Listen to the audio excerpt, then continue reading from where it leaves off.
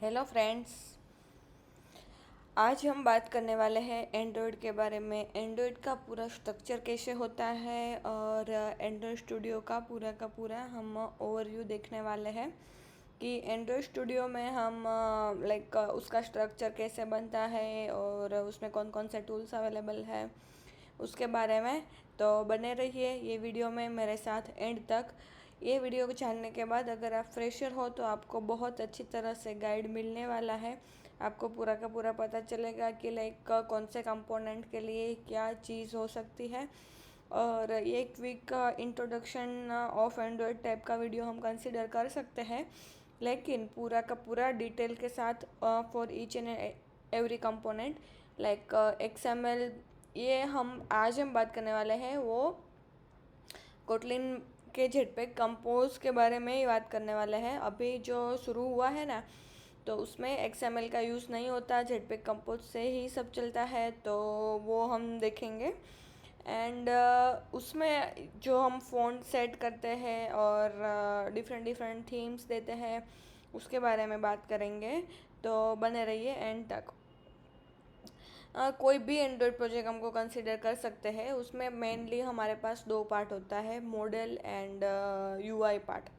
UI part में जो है ना, इधर होम है तो ये होम का कंपोनेंट है, स्नैक डिटेल है तो स्नैक डिटेल का कंपोनेंट है।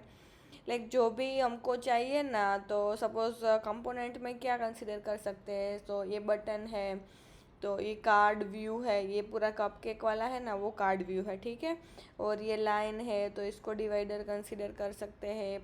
बाद में ग्रेडियंट दिया हुआ है, थोड़ा सा शेडो आता है, उसके लिए हम ग्रेडियंट की प्रॉपर्टी यूज़ करते हैं तो वो भी यूज़ होता है। और इसके लिए फ़िल्टर, कार्ड, डिवाइडर वो सब कंपोनेंट्स होगा। कंपोनेंट्स का मतलब क्या है कि कंपोनेंट्स सेम ही रहेंगे पूरे प्रोजेक्ट के लिए, उसको ही हमको सारी जगह पे रीयूज़ करने हैं। तो मैंने एक कंपोनेंट देखा, चलो ठीक है, ये बटन वाला।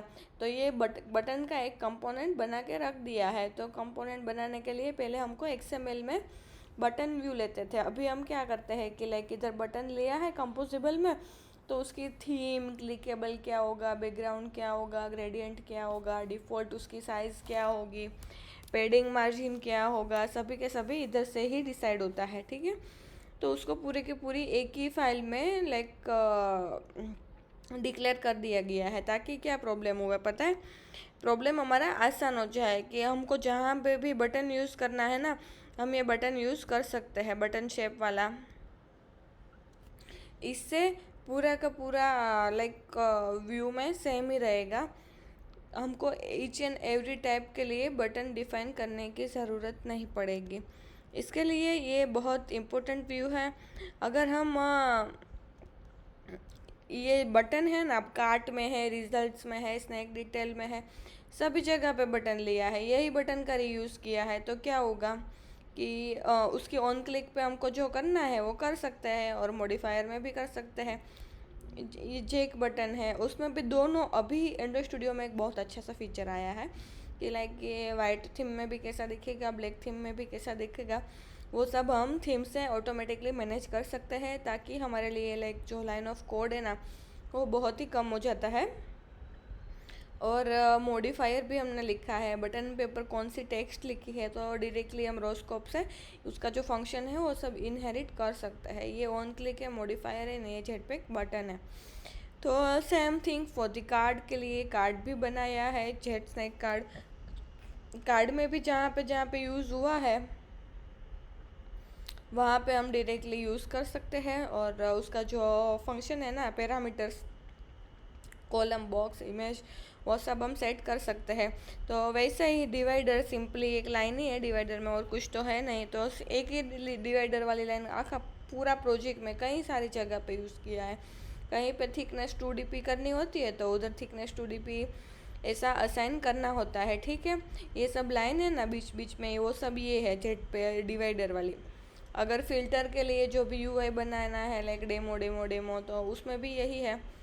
हमको जो भी फंक्शन चाहिए वो एक ही बार डिफाइन करने का। पहले कहा था कि XML में हम पूरा का पूरा each and every screen UI लिखते थे, कंस्टेंट लेआउट में लिखते थे। अभी क्या हुआ कि हम कोटलिन जेटपैक कंपोज यूज़ करते हैं तो हमारे लिए बटन है तो सिर्फ बटन डिक्लेयर कर देने का और बटन सारी जगह पे हम यूज़ कर लेते हैं। बाद में अलग अलग फीचर है, लाइक होम है, ये सर्च है, ये थीम्स है, कार्ट है, यूज़र है।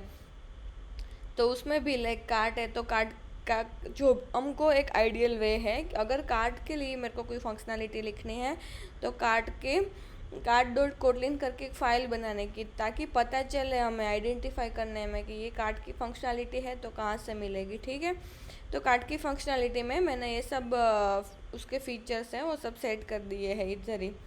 लाइक उसकी मेरा अभी तो ये कहने का मतलब सिर्फ इतना ही है कि पहले जो हम XML में करते थे अब वो सब कोटलिन में हो जाता है, और उसमें भी रीयूजेबल कंपोनेंट बहुत अच्छे से चलते हैं। तो ये थीम्स है, थीम में भी लाइक शेप है, कलर है, तो यूए बैकग्राउंड में क्या चलेगा, यूए फोरग्राउंड में क्या चलेगा, टिंट कलर क्या चलेगा, आइटम सेकेंडरी प्राइमरी, वो सब हम डिफाइन कर सकते हैं। एंड यूटिल्स में लाइक करेंसी के लिए और सिस्टम यूटिल्स के लिए हम जो भी सेट करना है कर सकते हैं। और भी एक बड़ी बात है लाइक फ़ॉन्ट अगर हमको हमारे प्रोजेक्ट में डिफरेंट स्टाइल का यूज़ करना है तो हम font.ttf करके लाइक कोई भी फ़ॉन्ट के फोल्डर में हम रख सकते हैं और इधर से हम पूरा का पूरा फ़ॉन्ट यूज़ कर सकते हैं। अगर मेरे को कोई इमेज अपने प्रोजेक्ट में सेट करनी है तो उसके लिए मैं इधर से ड्रॉवेबल में से सभी इमेज सेट कर सकते हैं। अभी इमेज सेट करने का दो वे है, एक ड्रॉवेबल है, एक बिटमैप है। अगर हम लॉन्चर आइकन के लिए इमेज रखते हैं तो हम बिटमैप में रखते हैं, वरना हम ड्रॉवेबल में रखते हैं। और colors.xml में लाइक जो भी हमको कलर्स चाहिए ना वो सब यूज़ होता है। अभी तो थीम को हमको दो वे में आइडेंटिफाई करना पड़ेगा, एक लाइट वे और एक डार्क वे। अगर नाइट मोड में गया तो लाइक डार्क में चला जाएगा, डे मोड में गया तो लाइट मोड में चलेगा। तो उसका ये दो मेन ही वेरिएंट है, उसके हिसाब से सब कुछ चलता है।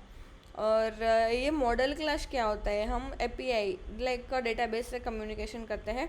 तो डेटाबेस में तो हमारे पास बहुत सारी चीज़ होती है लेकिन हम बहुत सारी चीज़ रीड नहीं कर सकते हैं। तो उसके लिए ऐसा है कि बहुत सारी चीज़ें हम रीड नहीं कर सकते, तो उसके लिए एक एप्लीकेशन इंटरफेस बनाते हैं, हम उसको एपीआई बोलते हैं। उसमें हमको लाइक जो भी चाहिए ना उसको हम डेटाबेस के पूछने का, लाइक मेरे को यूज़र नेम आईडी चाहिए तो हम यूज़र नेम आईडी की क्वेरी करेंगे तो हमको रिक्वेस्ट करेंगे तो हमको रिस्पॉन्स में जो चाहिए वही मिलेगा। तो उसके लिए अपार्ट फ्रॉम अदर डेटा वो सब सिक्योर होता है, हमको जितना चाहिए उतना ही मिलता है। उसके लिए एपीआई बनाते हैं। एपीआई में जो रिस्पॉन्स आता है, रिक्वेस्ट आता है, उसको हम जेसन फॉर्म में बोलते हैं। Jason means JavaScript object notation, उसको जेसन बोलते हैं। तो जेसन क्या होता है, कैसे होता है, उसके बारे में भी हम एक वीडियो बनाने वाले हैं। तो अभी के लिए उसको हमको लाइक रिस्पॉन्स में जो आएगा, रिक्वेस्ट में जो आएगा, उसके लिए सब में जेसन बनाया है, उसके अकॉर्डिंग हम ये सब क्रिएट कर सकते हैं। तो ये हुआ, इधर से इम्यूलेटर बनेगा, इधर से ऐप होगा, हमको जो वेरिएंट डिबग करना है वो होगा। ये ग्रेडल के लिए है, गिट के लिए, गिट पुल करना है, पुश करना है, फेच करना है, इसके लिए है। और ये नेविगेशन के लिए सिंबल है, और कोड को क्लीन अप करना है, एनालाइज करना है, उसके लिए मिलेगा। ये माइग्रेट है, कोटलिन टू जावा में माइग्रेट करना है तो मिलेगा।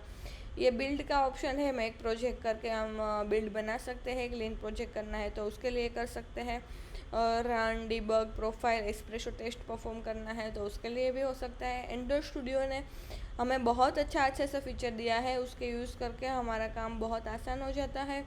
तो फ्रेंड्स बस आज के वीडियो के लिए इतना ही। अगर आपको पसंद आया लाइक करो, शेयर करो, सब्सक्राइब करो। Thank you.